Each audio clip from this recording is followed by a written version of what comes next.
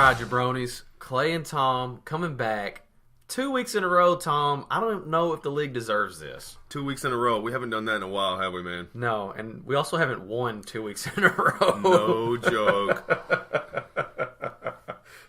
Same old over here, man. Striking out in pretty much every aspect of life right now. I agree, man. It's tough out here. It's hard out here for some losers and some gimps like us, man. I didn't get a chance to catch UFC 217 live, but Tom did. How was it, man? It was amazing. It was well worth it. It was by far one of the best UFCs I've ever seen. I did see where all 3 championships got switched. Oh, man. It was title fight and then title lost 3 times in a row. It was money. That's intense. I decided to go ahead and go out and try to pick up some chicks on Saturday night instead of watching the UFC. Well, how'd that go for you? Don Juan. What do you got from football week 9, Tom? Man, I got T.Y. Hilton. I don't know if you saw this or not, but T.Y. Hilton decided to go for 35 points. Dude averages 10. So he went 3.5 times his regular average against me. Yeah, exactly. Boom. If he scores 25 points, I win. If he scores 26 points, I win. But if you score 35, I had something very similar happen to me. Obviously, I was going to lose to Chris anyways. There wasn't ever a chance that I was even going to be in the game. Chris picks up Matt Forte and Robert Woods, and they combine for 50. Off the waiver wire garbage. Also, now that I'm back on the prowl, no woman's ear in the Tri-County area is safe. So there's going to be women literally walking around with one ear because you talk the other one off, right? Yeah. Now there's only one thing left. A Thunder Cookie. Well, for obvious reasons, T.Y. Hilton gets a Thunder Cookie. I know that seems counterintuitive. He did really well, so he shouldn't get one, but he was playing against me, so he gets one. I've only got one other one for this week. It's for whoever that jackass was that started the extra group message. You get a Thunder Cookie. We do need to address this. The idea behind the extra group message. It was Flappy Pickle. I've been talking so much to these chicks that everything just starts running together for me. I got you. Whoever started it, I think it might have been Cromer, was a good idea, but now I get confused. When do I talk football trash? Well, I don't know, but we need to can the group message. Agreed.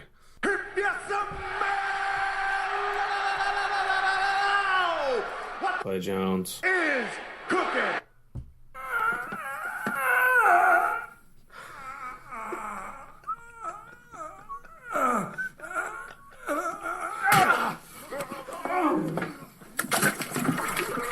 Who does number 2 work for?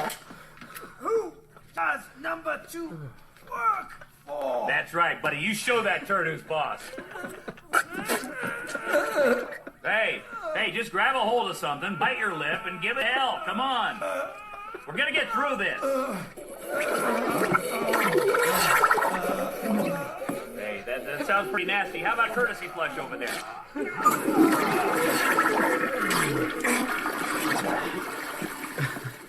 My number of the week is 2.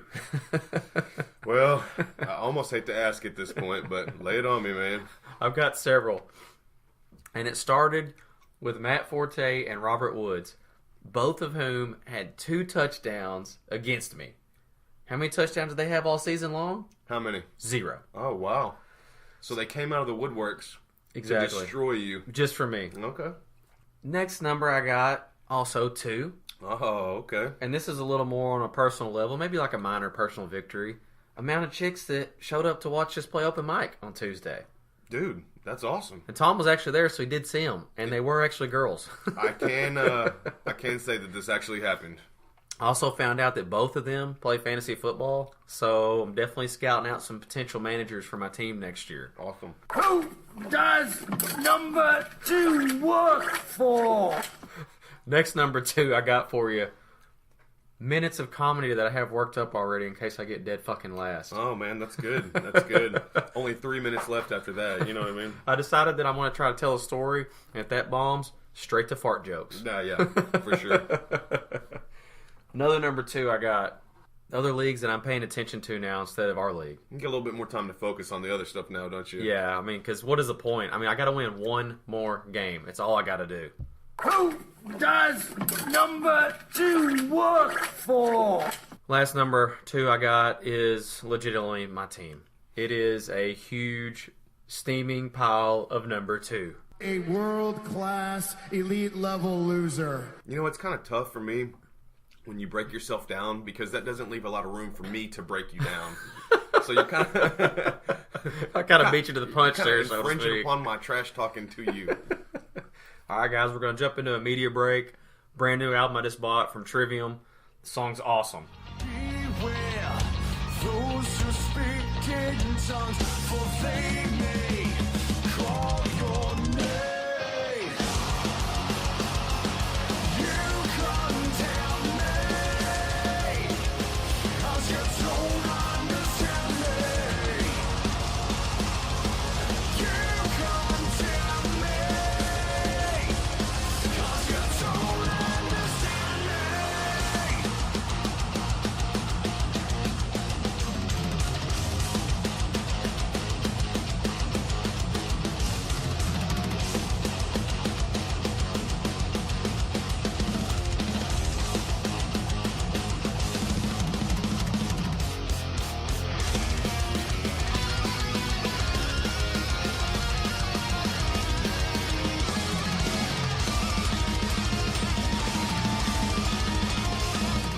Here we go, baby.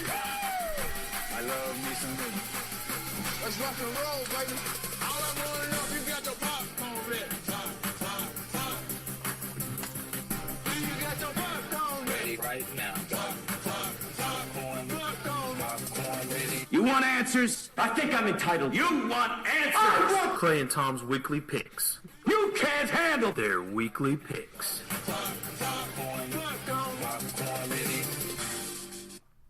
The real race in the league this year is clearly between me and you and Cody. Oh, I know, right? Battling to see who's going to end up doing the open mic comedy set. But record-wise, we do have a 4-way tie for first. So we do have some interesting things going on in the league. Obviously, I quit paying attention to the league a while back, so I don't know who has the good records. Doesn't really matter at this point. Yeah, 4 teams tied for first, 3 for 5th, and then there's you, me, and Cody. Oh, goodness gracious. Let's dive right into it. Cromer versus Ferrari, first matchup of the week. Who you got? I'm going to go with Cromer here. His matchups look legit. His team is strong. I think he takes it over Ferrari. I'm going to go with Ferrari here because I think Cromer started the group message. Oh, yeah, maybe the karma's going to come back on this week. I think it's going to get him. And I'm pretty sure he mentioned something about a strip club the other day, too. So I don't know what's going on over there. He must be stripping at night. Second matchup, Clay versus Pele. This is all I got for you. Yeah, I got to go with Pele here, too, man. He's rolling through his 3rd week of buys and still killing it. And I don't think you've got enough in the sugar tank. He's going to throttle me. It's not even going to be funny. I hate Pele. So that's all I got. Freaking... Is that Liu Kang dropping a dime on your ass? Yeah, Pele's going to be bicycle kicking me nonstop. Third matchup we got, kind of interesting for me personally, just because these guys used to live together. Now they're mortal enemies. We got Josh and Chris. This has got to be the game of the week. Chris's team's really good, even though his record isn't quite as good as some of these others. Got to be game of the week. Josh finds a way to get it done, but I'm going to roll with Chris this week because if he can pick up Forte and Robert Woods and get 50 against you, what can he do against Josh? I'm going to roll Josh because of that. I don't think that Chris can repeat that magic. And Josh and me, he's not me, basically. So gotcha. Chris definitely has a chance to get him. Gotcha. You know, Chris has good luck. You do not in No, fantasy I do football. not. Fourth matchup, we got Papa Spence versus the Ginja Ninja, who we haven't really heard from in a while. You know, it's hard to go against Spencer in this matchup because he's been steamrolling people as well. I think I'm going to go Spencer with this one. I'm going to roll Spencer as well, mainly because Spencer had a legit house party last week that I bailed on in search of chicks. Just trying to repay that back a little bit. Yeah. Trying to soften the blow there. I did leave some brews in his fridge, so at least he had that going for him after I left. Last matchup. Now this one really, for me, is matchup of the week. Could really impact you, huh? Because as much as I would like you to lose and Cody to win, so me and you could be closer together should I somehow pull out a win, I really need you to beat Cody so I continue to stay one game ahead of Cody. Well, it's Cody versus Tom, and the Chump Champ takes this one. I don't give a fuck what Cody says. I think you're definitely going to take Cody this week, and me and him are going to continue to be ninth and dead fucking last. You know, it's interesting. I was looking at the progression this year, and I had kind of a nostalgic feeling of deja vu from last year, and I really, really see me going into 5th place again. Well, you definitely built your team for total 5th place domination, for sure. You'd keep your mouth shut if you knew it was good for you, buddy. There's been quite a bit of smack talk going on here lately. The roast beef meme has made the rounds quite a bit. It's quite popular, yeah. But Tom highlighted this one. Pretty funny. Cody was running around, man, I'm the man of the house. I'm the man. I do this. You tell her how it is. Don't let her tell you how it is. You got to be the man of the house. But what is he really, Tom? He's the man in the house, not the man of the house. Kind of reminds me of one of my favorite Alice in Chains songs, Man in the Box. Oh, there you go. But he's the man in the house. There you go. Buried in the closet. Yeah. Yeah, he's not even cool enough to be in the box like Alice in Chains. You know what I'm saying? We gotta get you out of those wet clothes and into a dry martini. What? So, I don't know if this is going to be a weekly segment yet, but I'm going to throw it in the Smack Talk segment. And this is what I'm dubbing the Clay Chronicles right now because I like alliteration. I'm really sharp like that. So, alliteration aside, what do you got? So, basically, me and my lead singer, Jay, went out Friday night and just talked to as many girls as humanly possible. Now, when you get out there and do these kind of things, you're going to strike out every now and then. Swing and a miss. Drive came out and the bat goes flying. So I got a couple of good smacks here. We're walking downtown. We see a couple chicks that we're like, hey, she's pretty good looking. We swoop in. We're just about to say something. She holds her finger up and goes, no, bye. That is awesome. Swing and a miss. Drive came out So, and the bat goes flying. Right off the bat, I was like, kind of felt rejected. But then afterwards, I was like, you know what? I think I want to go shake her hand because she was actually honest with me. And you kind of got that out of the way early, right? Yes, it's actually a whole lot better than getting a girl's number and then her sending you like 3 texts over the course of an entire week. So kudos to you, whoever you were, that absolutely was not interested. Well, and here's the other part of that. That was probably the rock bottom. You know what I'm saying? Like, the only way we can go now is up. No joke. Next one I got, we ended up over at Fountain. And Fountain's kind of a small, cramped establishment. Sure. I think most of the guys in the league have been there from our party a little over a year ago. And of course, we're bouncing around, talking. Well, near the end of the night, I run across a couple chicks, and at this point, I'm got the flow going. Yeah. Let's put it that way. So I go up to them, hey, I'm Clay, are you single? First response I get out of one of them was, so what happened? Did you strike out with that group of girls over there? I looked at her and I go, who says we struck out?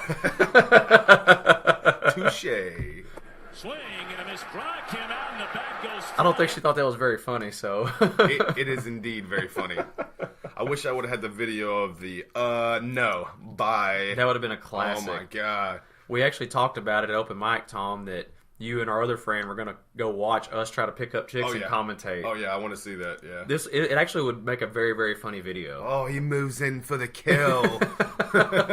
Clay's not looking too confident over there. Oh, she gave him the eye. It's over. He's done. Crikey, he's going down in a bowl of flames. Cut me, Mick. Cut me. Was going to do an interview this week, but since really Cromer and Luke are the only ones that really ever answer their phone, we decided that we're not going to do an interview. No, they're not worthy of it this week. You know what I'm saying? And we're about to cut out and go get some lunch. Indeed. So, last thoughts here. Christmas party, 3 weeks.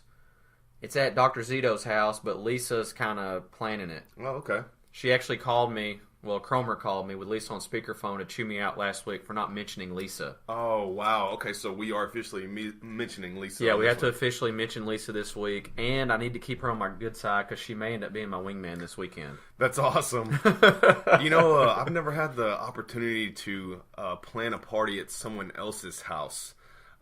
If I had that power, it would be off the freaking chain. Sure. So, Lisa, don't disappoint us. Last thing I got, Arkansas LSU this weekend. I don't know if I want to watch it or not. It's probably going to be a blowout. If anyone wants to get together, just let us know. We're going to hit up the group text. We'll get something going for Saturday night probably. For sure. It's been emotional. Boom, son. You're done.